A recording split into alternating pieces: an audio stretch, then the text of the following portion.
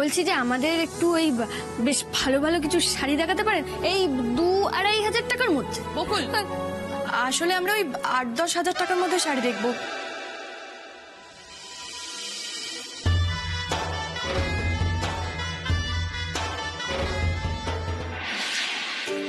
কি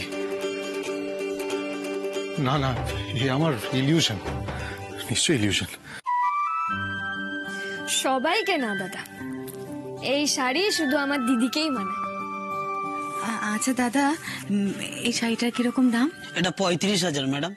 হ্যাঁ দাদা, আমরা না এই শাড়িটা নিতে পারবো না। আপনি একটা কাজ করুন না, এটা ভাঁজ করে দিন। মানে আমরা খুবই দুঃখিত আপনাকে দিয়ে ভাঁজটা খোলালাম।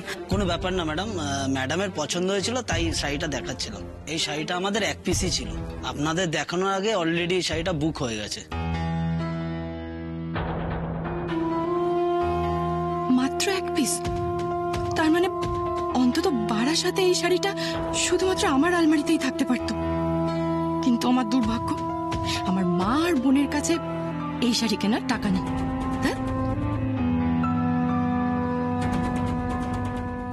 অসম্ভব, এই শাড়ি অন্য কেউ পরবে এটা ভাবলেই আমার গা জ্বালা করছে। শুধুমাত্র টাকার জোরে আমাকে টেক্কা দেবে? এটা আমি কিছুতেই হতে দেব না। এই শাড়িটা আমার চাই, যে করেই হোক আমার চাই। দিদি ভাই, আমাদের শাড়ি পর্ব তো শেষ হয়ে গেছে, এবার না মোটামুটি এমনি সব শেষ, শুধু ওই ঋষি আর কুনালের চোস্ত পাঞ্জাবিটা হলে হয়ে যায়। চোস্ত পাঞ্জাবি? বড় আমি চোস্ত পাঞ্জাবি আমি পরি না, জিন্স। আই চুপ, একদম বেশি কথা বলবি না। পরি না কি রে? বিয়ে বাড়িতে ওই ছেঁড়া রংচটা জিন্স পরে ঘুরে বেড়াবি নাকি? সবার জন্য যা কেনা হয়েছে তোমার জন্য তাই কেনা হবে। একদম ঠিক বলেছে বৌদি। স্যার আপনার বিলটা। চল কুনাল, আগে আমরা চোস্ত পাঞ্জাবিটা কিনে নি, তারপরে একসঙ্গে বিলটা পে করে বেরিয়ে যাবো।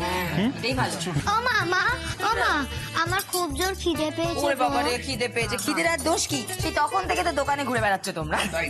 এই নে তোদের যা যা কেনা চটপট কিনে বিলটা মিটিয়ে আয়। দেখ ওরা খিদেতে অস্থির হয়ে গেছে বাচ্চাগুলো। অস্থির হবে না দিদি ভাই, কোন সকালবেলা বেরিয়েছি বলো তো আমরা। তোমরা একটা কাজ করো না, আস্তে আস্তে বাড়ির দিকে এগো, আমি আর কুনাল আসছি পরে। চল।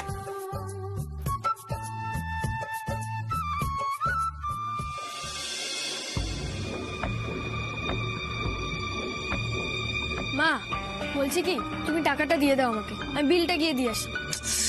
কি করব কি করে শাড়িটা হাতানো যায়?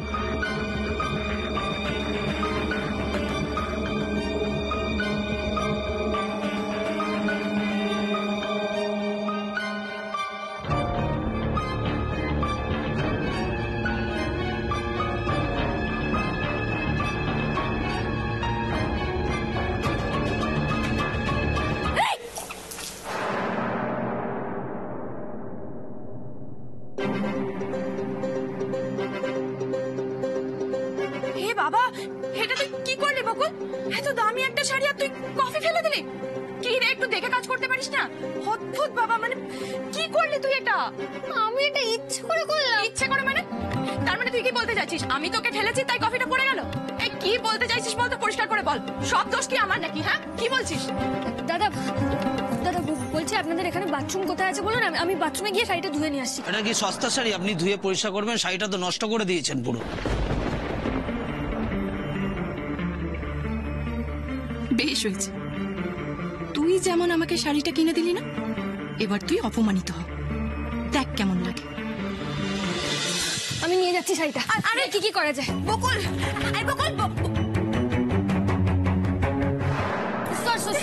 সরি আমি দেখে চলতে পারেন না?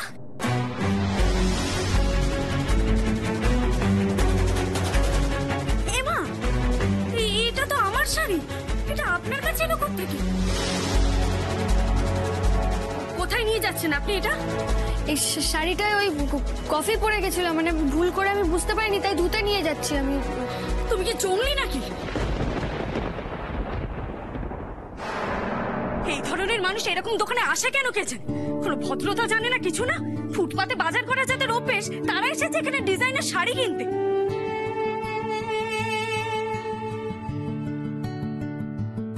এই যে এই শাড়িটা তো সবার আগে আমি পছন্দ করেছিলাম, আপনি ওনাকে কেন দেখিয়েছেন? সরি। কোনো অজুহাত দেবেন না আমাকে, আমি বলে দিলাম। আচ্ছা ঠিক আছে ঠিক আছে, এত চিৎকার চেঁচামেচি করার কোনো দরকার নেই, তাই না? ওনাকে বলো, উনি আরেকটা পিস দেখিয়ে দেবে তোমাকে। এসব শাড়ি এক পিসই হয়। শুনলে তো উনি কি বললেন?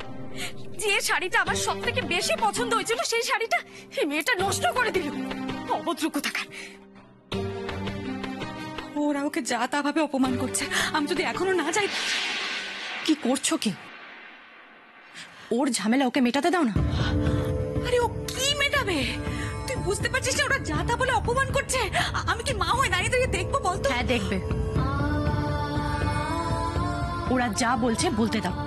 শোনো মা, তুমি ভুলে যেও না, ওই বাড়ির লোকজন কিন্তু জানে তোমার একটাই মেয়ে, আর সেটা আমি।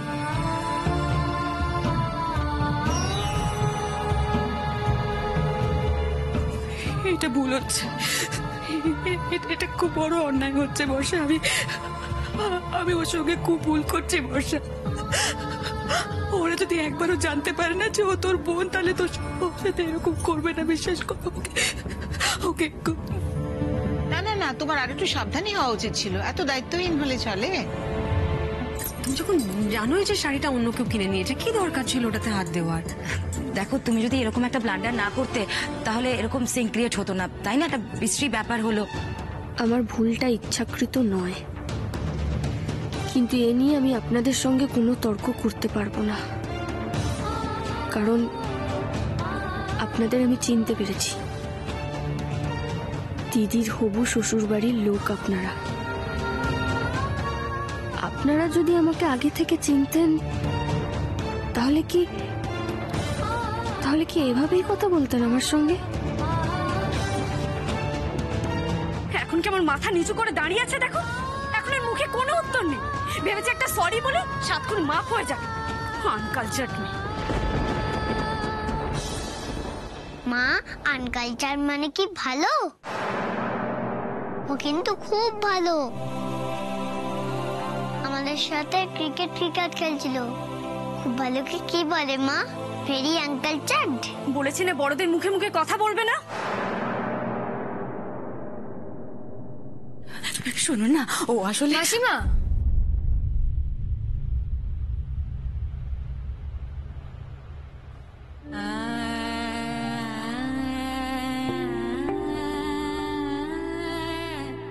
আপনি ওনাকে কেন শুধু শুধু কিছু বলছেন? আমারই তো দোষ, আমি শাড়িটাতে কফি ফেলেছি।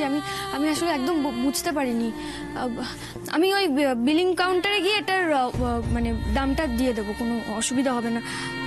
আমি ক্ষমা চাইছি আপনাদের কাছে হাত জোর করে, প্লিজ আমাকে ক্ষমা করে দেবেন। আমি একদম বুঝতে পারিনি দামটা। বকুল আমায় মাসিমা বলল।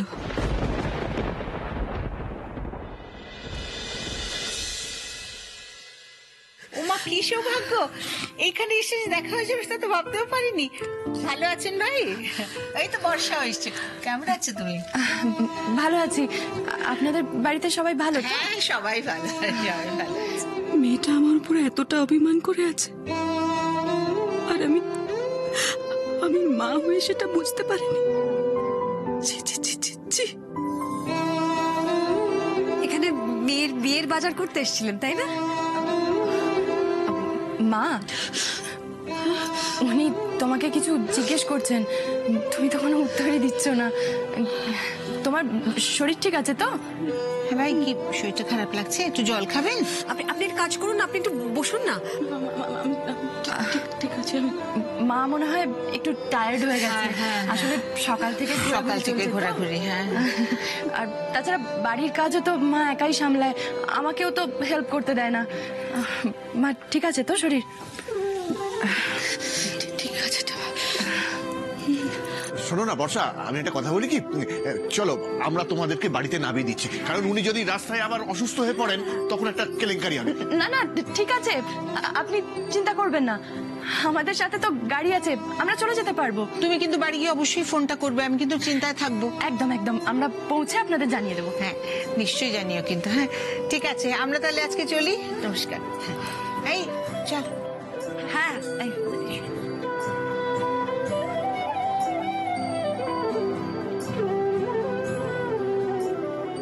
সাবধানে যাও। হ্যাঁ,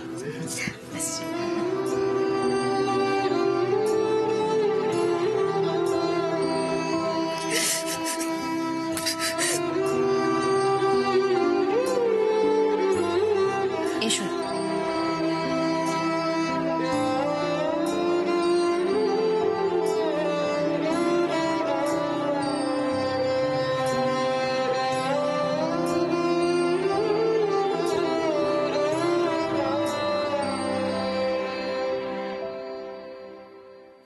ম্যাম, এই শাড়ির দাম কিন্তু আপনাকে দিতে হবে।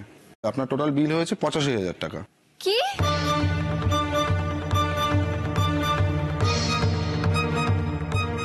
$85,000 মানে? দাদা আমার কাছে তো অত টাকা নেই। আমার কাছে 50,000 টাকা আছে, আর সেই টাকা তো ওই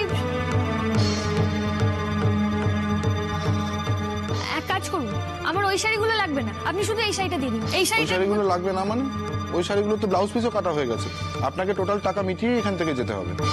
এ বাবা, মানে দাদা আমি কি এভাবে না, আপনার টোটাল বিল হয়েছে 85,000 টাকা, আপনাকে পুরো টাকা মিটিয়ে এখান থেকে যেতে হবে। আপনি প্লিজ একটু বুঝুন না, আমার কাছে তো অত টাকা নেই। না ম্যাম, বোঝার তো কিছু নেই, আপনাকে পুরো টাকাটাই দিতে হবে। আর পুরো টাকা না থাকলে আপনি এখানে কেন এসেছেন মার্কেটিং করতে?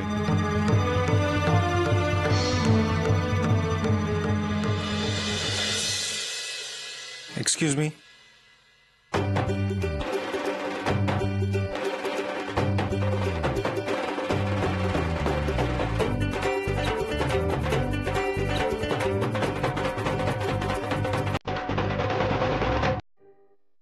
আপনি?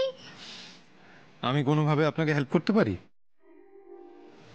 না, আমার কোনো হেল্প লাগবে না, আমি সামলে নেব। বলছি দাদা, আমার কাছে তো 50,000 টাকাই ছিল, তো আপনি ওই শাড়িগুলো প্যাক করে দিন। আর এটা এক সেকেন্ড,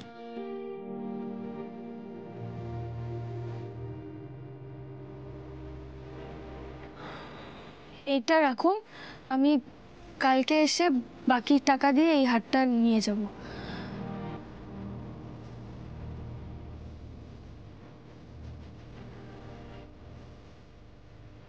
প্লিজ দাদা, এই হারটা কিন্তু কাউকে বিক্রি করবেন না। আমার বাবার দিয়ে যাওয়া শেষ স্মৃতি এটা।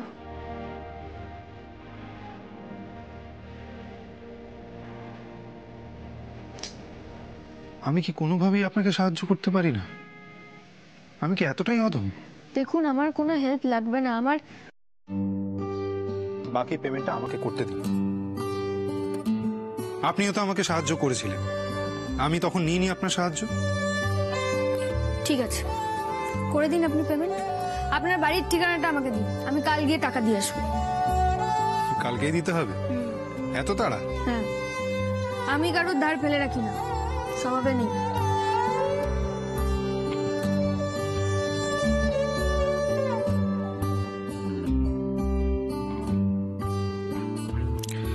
কিন্তু আপনাকে তো ঠিক আমি চিনি না। কি? আর যাকে চিনি না তাকে তো বাড়ির ঠিকানা দেওয়াও যাবে না। চেনেন না মানে? চেনেন না মানে বারাসাতের একটি মেয়েকে চিনতাম আমি। সে তো আমার গাড়ির চাকার হাওয়া খুলে আমাকে ভ্যান রিক্সায় চাপিয়ে বাড়ি পাঠিয়েছিল। আবার মাঝখানে অনেকগুলো টাকা নিয়ে নিয়েছিল পার্স থেকে জোর করে। একদিন তো বাইকে আমাকে বসিয়ে স্পিডে ছুটিয়ে চোরকে ধাওয়া করেছিল সে। তবে সে একজন মস্তান টাইপের মেয়ে, আপনি সে নন।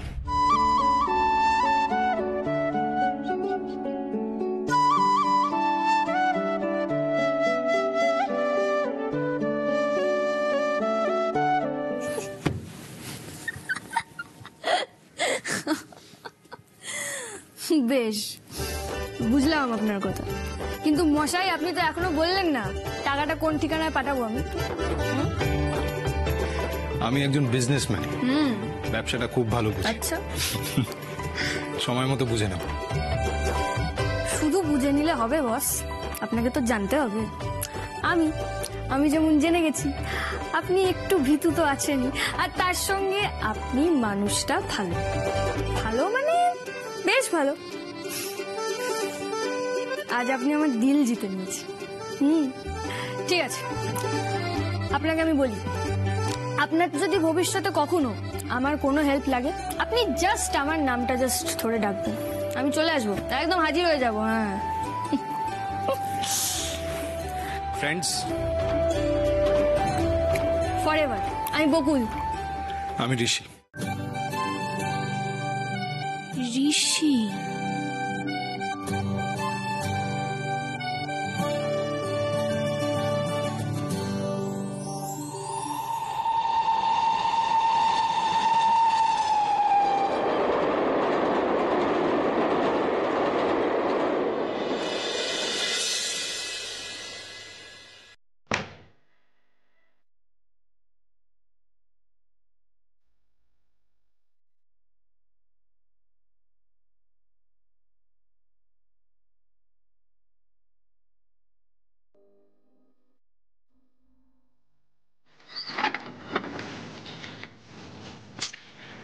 এই ট্রেনটা ছাতার মাথা এত ঢিকির ঢিকির করে এলো যে এত দেরি হয়ে গেল আমার। ধ্যাৎ, ভালো লাগে এত লেট, আশ্চর্য।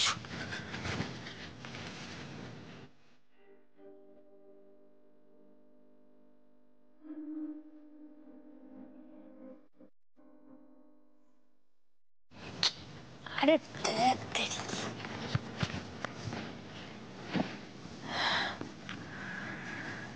মাও নিশ্চয়ই ঠাম্মির মতো আমার জন্য অপেক্ষা করতে করতে ঘুমিয়েই পড়েছে।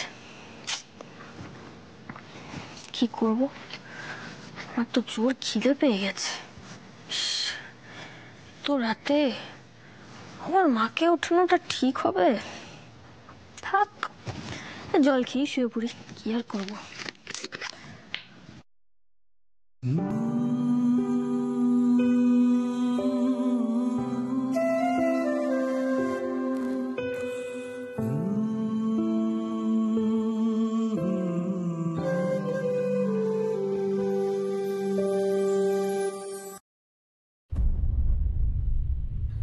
আরে আরে মাদার ইন্ডিয়া, কি গো, তুমি এখনো ঘুমোওনি?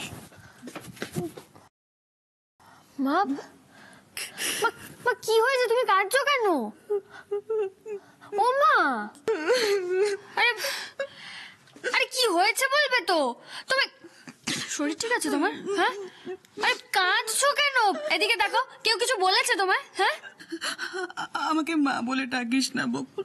মানে বকুল, আমি তোর মা হওয়ার যোগ্য নই। আরে এসব কি উল্টো পাল্টা কথা বলছো তুমি? হ্যাঁ, আরে মা, তুমি তো আমার সন্তু মনা মা, তোমার মতো ভালো মা আর কারোর আছে? হ্যাঁ বলো তো। কি না বকুল, আবার কি না? বকুল, আমি খুব খারাপ মা, বিশ্বাস কর, আমি ভীষণ খারাপ মা। আমি ছেলে বাড়ির লোকজনের সামনে তোর পরিচয় গোপন করে খুব অন্যায় করেছি মা। বিশ্বাস কর, আমি অন্যায় করেছি, তো তাই তার শাস্তি আজ ভগবান আমায় দিয়েছে। আমার চোখের সামনে সবকটা লোক মিলে আমার মেয়েকে অপমান করেছে, অথচ আমি কিচ্ছু বলতে পারিনি বকুল। আমার বলার সব পথ আমি নিজেই বন্ধ করে দিয়েছি না। আরে তুমি তো নিজের জন্য কিছু করোনি। হ্যাঁ, নিজের জন্য কিছু করেছো? এদিকে দেখো, এদিকে দেখো, তোমার বড় মেয়ের কথা ভেবে তোমার যেটা ভালো বলে মনে হয়েছে তুমি সেটা করেছো, একদম ঠিক আছে, বেশ করেছো।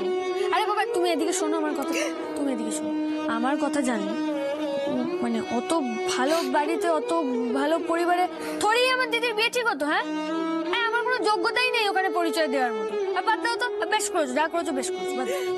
অন্যায় যখন আমি করেছি তার প্রায়শ্চিত্ত তো আমাকে করতে হবে বকুল। বকুল, কাল সকালে আমি ওদেরকে সবটা বলে দেবো। তাতে বর্ষার বিয়ে হলে হবে, না হলে না হবে, আমি বলে দেবো সব কথা ওদের। আর তুমি তো দেখছি ঠাম্মির মতো জেদ করছো, বলো তো। দেখো না, আর তো মাত্র 2 দিন বাকি, প্লিজ এই 2 দিনের মধ্যে আমি কোনো ঝামেলা চাইছি না। হ্যাঁ, এই সম্পর্কে কোনো কথা তুমি আর মুখে মনে কোথাও আনবে না, আমাকে তুমি প্রমিস করলে, ব্যাস। তোমার বকুলকে তুমি এটা কথা দিলে?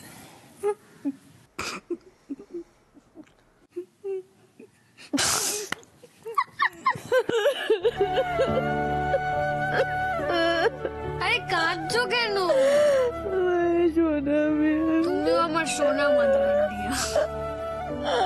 আর কেঁদো না। আচ্ছা তোমাকে একটা রিকোয়েস্ট করবো, রাখবে? বল। আমার না প্রচন্ড খিদে পেয়েছে।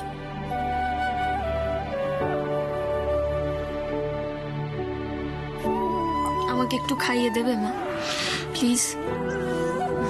খাবো তো। আমি সোনা মেয়ে, আমি খাওয়াচ্ছি। দাও দাও দাও, তাড়াতাড়ি দাও, খুব জোর খিদে পেয়েছে বাবা রে। তাড়াতাড়ি তাড়াতাড়ি তাড়াতাড়ি তাড়াতাড়ি। এই তো দেখ দেখ দেখ, এক্ষুনি খাইয়ে দেবো আমি। কখন খেয়েছি বলো তো, খিদে পেয়ে যাবে না? দাও দাও দাও।